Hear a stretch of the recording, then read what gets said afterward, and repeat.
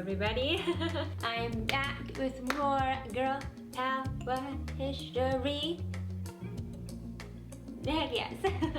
So I am Megan, for those that are new here, and on Girl Power History we talk about awesome, interesting, badass, iconic women all throughout history. So you know what you're getting yourself into. So the particular woman that we are talking about today is, she was a 17th century, so aka 1600s, woman. She was not afraid to speak out against sexism at the age of only 19. She called out a man who was exceptionally sexist, and she was the first English woman to identify herself in writing by name as a polemicist and critic of gender ideology. This is Rachel Speght, the 19-year-old girl who brought down a 17th century insanely raging misogynist. So let's get into the story.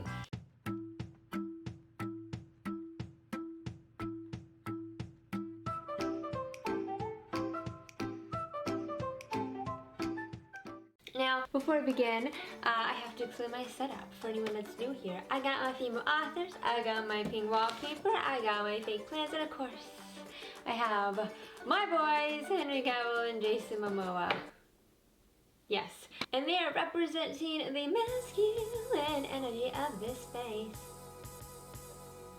Heck yeah.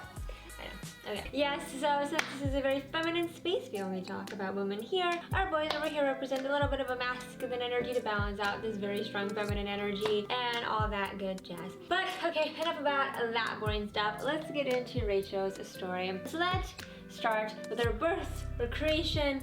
Let's get into this.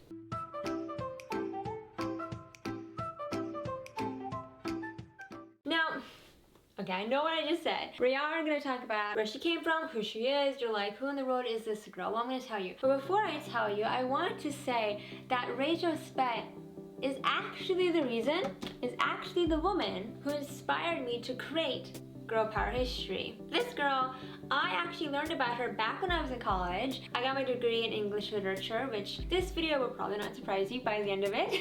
I am probably going to be screaming English lit major by the end of this video. But I actually learned about Rachel back when I was in college, and I was so inspired and interested in her story. That's why I created Girl Power History. And also, really quick, if you guys hear anything, I'm filming this on a Friday like usual, but apparently people outside are working on either some construction or doing something very noisy outside. So if you hear anything getting picked up, that's probably what you're hearing. So Rachel was born in 1597 in London, England, to the daughter of a Calvinist minister, James Speght. The thing about Rachel was this. We have come to learn that Rachel was exceptionally well educated in rhetoric, logic, classical, and Christian texts. So now, Rachel was a very, very, very educated woman back in this time, back in the late 1500s, early 1600s, at a time when women's education wasn't seen as an important thing like it is nowadays. And so her very strong education was unusual for women at that time, as well as her social position in life. You know, Rachel would have been someone that was expected to marry and just pop out babies. No one really cared if she had a brain of her own. So the fact that she was so educated, presumably by her father, on rhetoric, logic, was pretty astounding for a young 17th century woman. And Rachel, she grew up on a comfortable clergy's salary, living a nice, like, simple, educated life, doing her thing. If you're like, what was so amazing about this girl? Well, there's quite a bit of backstory I need to give you guys. So we're gonna talk about Rachel's piece of work. Here, if her dress would stay on, cause these dolls insist on torturing me. This is her good old Rachel Speght. Girl, that was my fault, that was my fault. Rachel Speght, up in the business, up over here. She'll be coming back, obviously.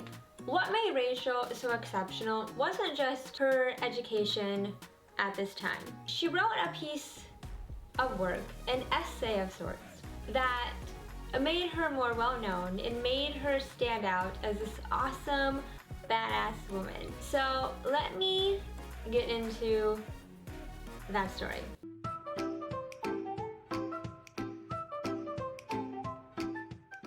So back in this time, so think like Shakespearean time, there was a man named Joseph Swetnam.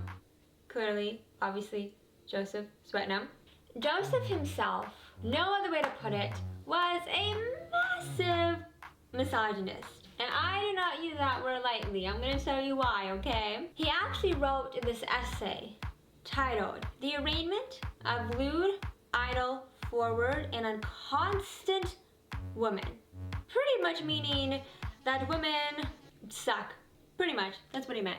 In his own words, women suck. I think they're evil, I think they're vermin, I think they're greedy, I think they're lazy, I just think that they suck. Yeah, that's exactly how Joseph thought, and I'm not exaggerating. I actually have some examples from his text, which I will talk about in a bit, where he just harped on women. Okay, he just badmouthed women like nobody's business. And now Rachel was like, excuse you, Joseph, I don't be appreciating that. He's like, well, I don't really care what you think because you're just a stupid, greedy, evil, lazy woman. Well, I'm actually gonna prove your stupid ass completely wrong. And Rachel did just that. So the thing is, Rachel was one of the first women in literature to recognize how awful the things that Joseph was saying about women. A lot of people at this time and before this time, reading and writing wasn't as common as it is nowadays. And so I don't think people were as concerned about a man writing a misogynistic piece of essay on how much he hated women. But at this time in the early 1600s, when more people were becoming more educated, reading and writing became more of the norm, Rachel was like, hold up, that is not okay. Not okay. She recognized that the jokes against women were usually more than just harmless banter, which is very true. And so Rachel recognized that Joseph's book on women was just insanely wrong. It was just this massive attack against women, and what was the point? It was just harmful. It wasn't going to get us anywhere. I want to give you guys some examples from both Joseph's text and Rachel's text, so you guys can actually understand some exact examples of what I'm referring to. So what I think was like really massive and important in Rachel, as this young girl, only 19, she used a strong sense of rhetoric and logic to attack Joseph's argument. So she uses literary devices such as satire and witty wordplay to pretty much denounce his character and his argument. And this is a quote: Rachel relies on a host of stylistic devices, including anti-strephon, in which the writer counters an argument by using the same evidence as the writer's opponent, so using his own words against him pretty much. During the 1600s, this was a very, very, very religious time for people. I mean, not to say that it's not so religious time for people, but this was an exceptionally religious time for people. And so Joseph uses the word of God to denounce women. Yeah, so if God says that women are terrible, then they must be terrible. So Rachel actually uses examples from Christian texts, like the Bible, to dismiss and counterattack Joseph's argument, using his own words against him. Rachel essentially argues that it is indeed God's will that women be treated with equal respect to men. And she actually even warns men that they'll be punished by God if they don't treat women with respect. Let's actually get into some examples so you guys can understand more of what I'm talking about and why this is so monumental, why this is so badass, and why the English literature in me loves this type of stuff.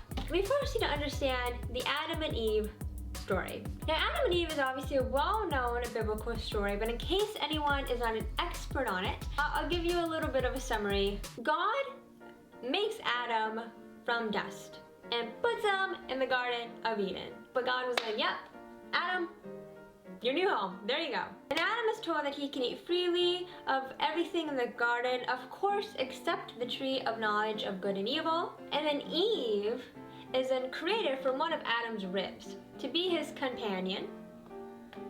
And so Adam and Eve are not aware of their nakedness.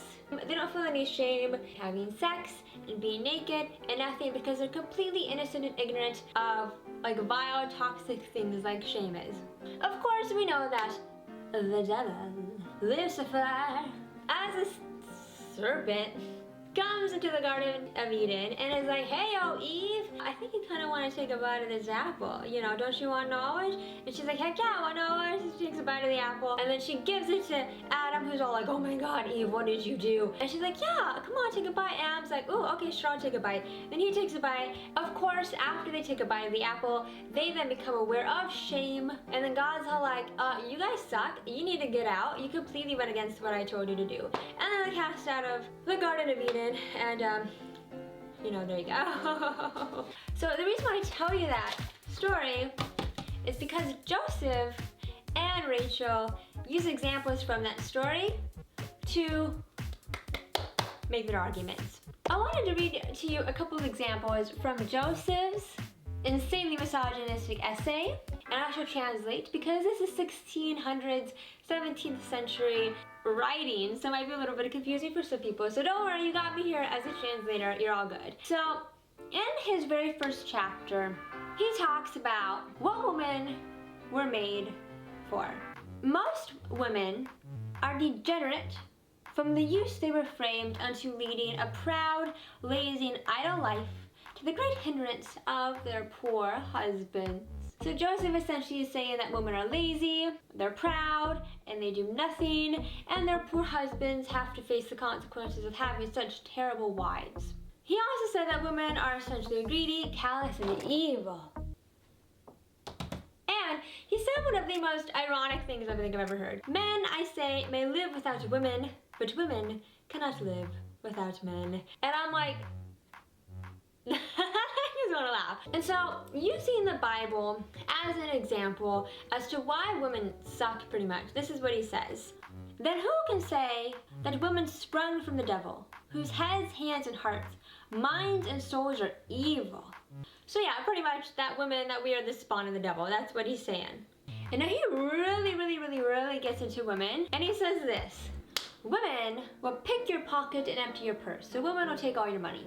And they will laugh in your face and cut your throat while they're taking all your money. They are ungrateful, perjured, full of fraud, flouting and deceit, unconstant, wapish, toyish, light, sullen, proud, discourteous, and cruel. I mean, Joseph was seriously getting into women, my goodness.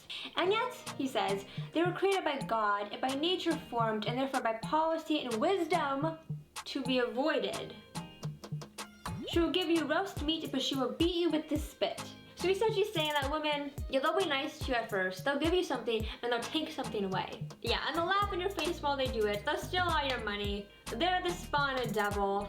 Even though they were created by God, that's actually why you should avoid them. This next quote from his essay is actually my favorite quote from him, because I remembered it back from when I was in college, because I remembered Rachel's response to it. So Joseph said this about Eve from the Adam and Eve story. Moses describes a woman thus. At the first beginning, saith he, a woman was made to be a helper unto men. And so they are indeed, for she helps to spend and consume that which man painfully gets. And he also saith that they were made of the rib of a man, and that their former nature shows, for a rib is a crooked thing, good for nothing else. And women are crooked by nature, for small occasion will cause them to be angry. So he's essentially saying that, since she was made from that rib of Adam, that makes her a crooked, evil thing, good for nothing, because he's essentially saying that a rib, since it's crooked, he's essentially saying that a rib is good for nothing. Despite the fact that we know ribs are actually very helpful because they protect all your inner organs. You know, well, not, I guess not your far inner organs, but this part of you, you know, they're good at protecting your lungs, your heart. You know, your ribs are kind of helpful in that regard. But he likes to say that a rib is good for nothing. It's pointless, just like women are. That's essentially what he's saying. And that It doesn't take much to make a woman angry, and they get angry and overreact over every little thing that they don't need to overreact over. That's essentially what he's saying. Now Rachel was like, excuse you? Rachel actually uses Joseph's argument against him by taking examples from the Bible, from the Adam and Eve story as well, to deconstruct Joseph's argument, to essentially say to him, hey yo dude, you are completely wrong, okay? And I'm gonna tell you why. So this is what she says. That man was an imperfect building of four woman was made, and bringing her unto Adam united and married them together. So Rachel's essentially saying that men were imperfect before woman came along. Because God created Eve from Adam, by doing so, he united men and women together and made them stronger, made them better, because they were together. So again, Rachel really hones in on this argument that, oh, Joseph's saying, hey yo, God, because God made women, you should avoid them. Rachel's saying, no. Because God made women, we should be thankful and we should be appreciative, because God would not make something evil. He would make something perfect, which in this case is men and women together. And now this next quote from her is one of my favorites.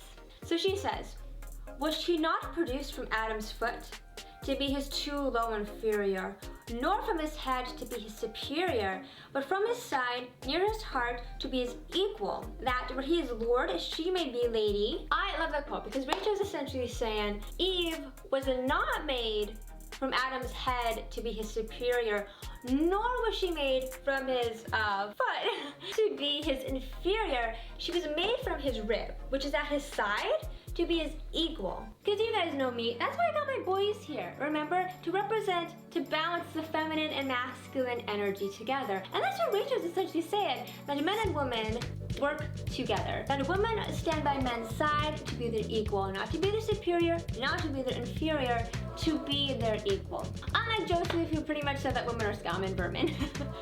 So, Rachel also makes the case that throughout history, people have always harped on Eve and said she was the one to sin. But Rachel makes the case that, well, yes, Eve did sin, so did Adam. They both sinned equally together. And she also makes the case that because women were seen as subjects to their husbands, because Adam was the head of their relationship, being the man, wouldn't he have known not to sin? Shouldn't he have been better to not to sin? Because Joseph makes the case that women are the weaker vessels. And so Rachel comes back at him and says, but if women are the weaker vessels, then that in turn makes men the stronger vessels. And so because of that, shouldn't Adam not have sinned?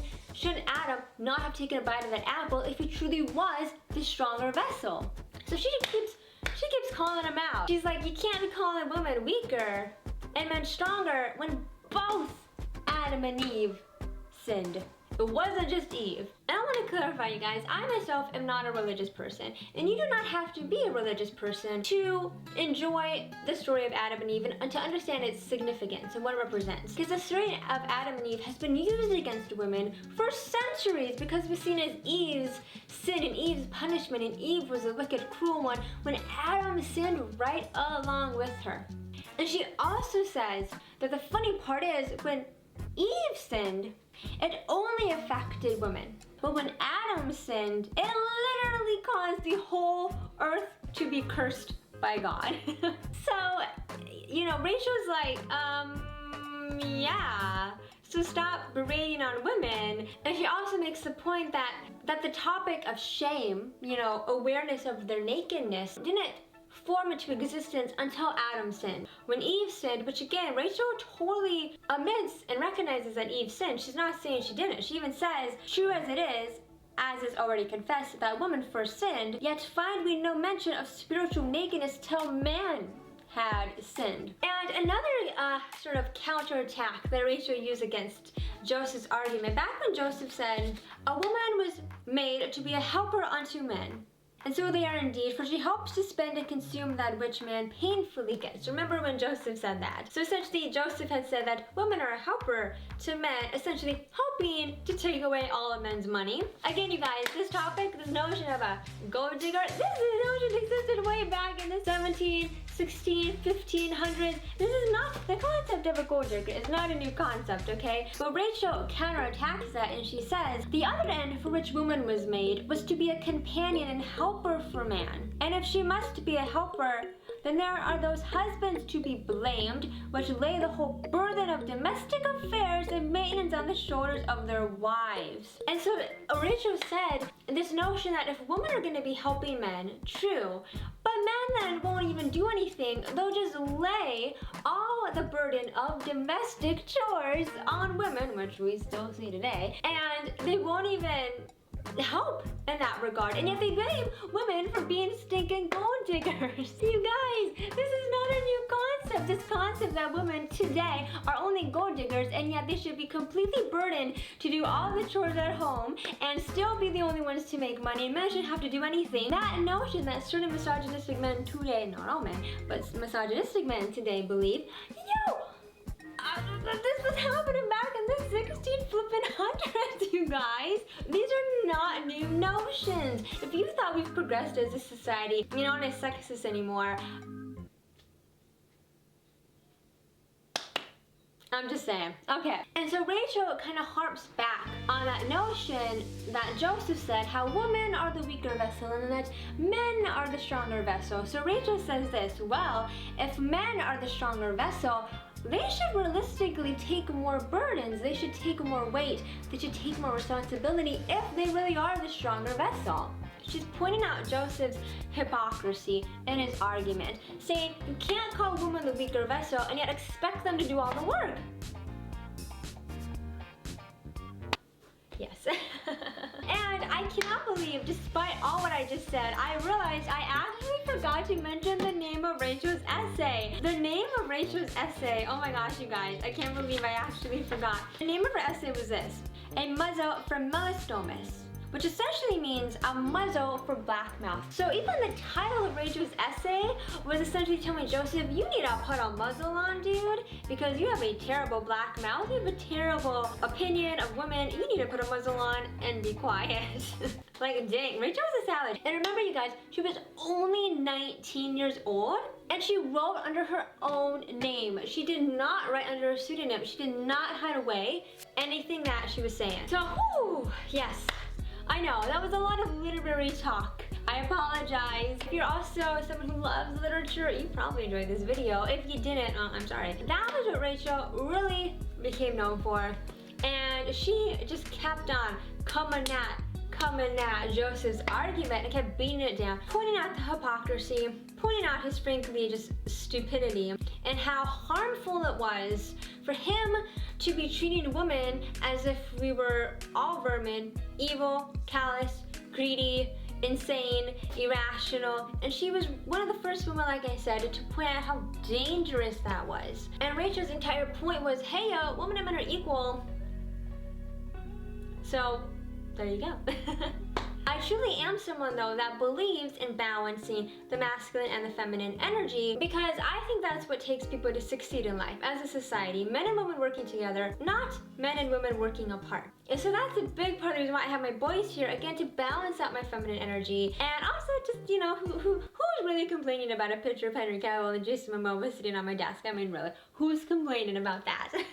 So that was, again, really what Rachel was known for. However, she did have another piece of poetry that she wrote called Morality's Memorandum, with the dream prefixed. It was this piece of poetry that she wrote that she offered more info on who she was. She talked more about her mom dying when she was little, her relationship with her grandmother. However, in this book of poetry, she defended the education of women, because, you know, Rachel, she always gotta be defending women, let me tell you up in here. And so Rachel kind of made the case that women's education was important to save women's minds as well as their souls, because remember, Rachel was very religious. And she also made the claim that men and women are suited to education on the same level. And she also, she was using God again as her argument. She said that God requires the use of all talents from both sexes. So Rachel really loved kind of using God as her form of rhetoric, because a lot of people during this time would use God as a way to be against women, like Joseph was. But Rachel would use God in a way as a rhetoric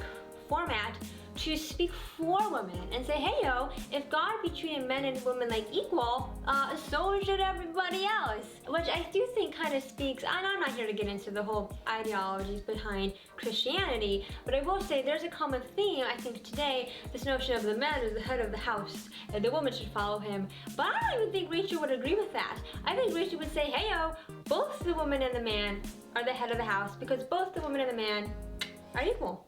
And which I think is an insanely positive, wonderful message and made Rachel a super badass. Now, despite all of that, I know this video was a little bit different from my other ones. It was very much centered on a piece of text, but it was important to give you guys those examples from that piece of text to really explain how smart and intelligent Rachel was as a writer. And now, let's mention Rachel's death. The end of her life. Let's get into that.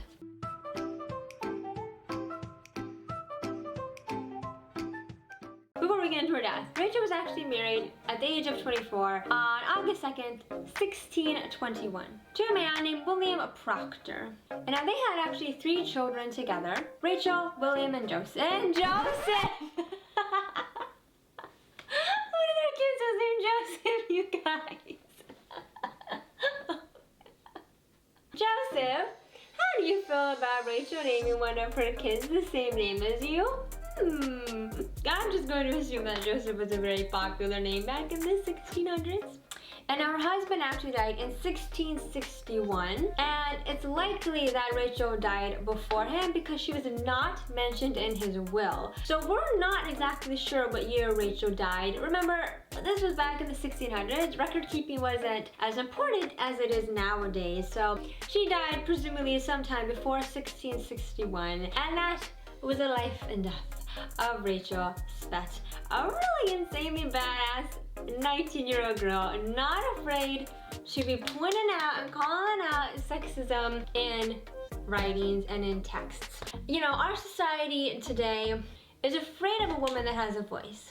Despite Rachel and a few other women also, Rachel was not the only one, a few other women kind of spoke out at the time against Joseph's essay. Despite this fact, his essay was reprinted like with 10 different editions, so it was popular. Joseph's essay about how terrible women are was insanely popular. And, you know, that's just something that as women is an uphill battle we shall always face, is misogynistic, sexist men. And I will say, obviously, not all men are like that. There are some wonderful, amazing men in this world, but there are some not so very good ones that for some reason just hate women. And I find it very ironic that Joseph says that women get angry over no big, the littlest thing. Yet I'm like, dude, you literally took the time to write an entire essay bashing women. I'm like, are you okay? Are you okay, Joseph? And props to Rachel for pointing out that completely bashing on all of women is not okay. So for anyone watching this video and feeling inspired, do not be afraid to speak out. Do not be afraid of your own voice. Do not be afraid, like me, to tell the stories of really wonderful, awesome women who are not afraid to speak out against sexist, misogynist behavior, because it's always good to speak out against that type of behavior. I completely forgot to say, don't forget to subscribe if you like this video, and stay tuned for next week where we talk about how a concubine became the most powerful woman in China. We're gonna be getting into that next week, so definitely subscribe if you want to hear about that. I hope you guys enjoyed this video and have a beautiful, wonderful day. I just have to do it really quick. I gotta take my Joseph doll and just chuck him. I can't help it. Was that mean? Maybe a little. Was that a little petty? Maybe a little bit. Was it satisfying? Oh yes. But my poor paper doll, I'm so sorry, girl. She didn't actually deserve it. I'm sorry. But you know, it was symbolic. See you guys.